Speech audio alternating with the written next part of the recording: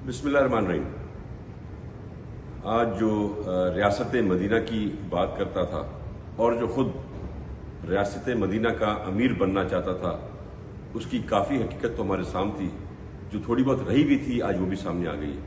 वो नशई, वो झूठा, वो स्मगलर, वो चंदा चोर आज इंडियन, अमेरिकन और जू एजेंट भी डिक्लेयर हो गया। और आज ये आप सबके सामने आ गया कि जो बातें करता था झूठे खत की, सबसे बड़ा एजेंट वो खुद निकला।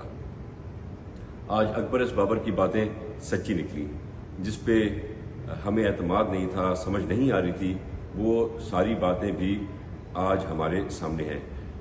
अफसोस है और समझ नहीं आता कि क्यों आज हम सबके सामने पीटीआई की लीडरशिप फख्र कर रही है।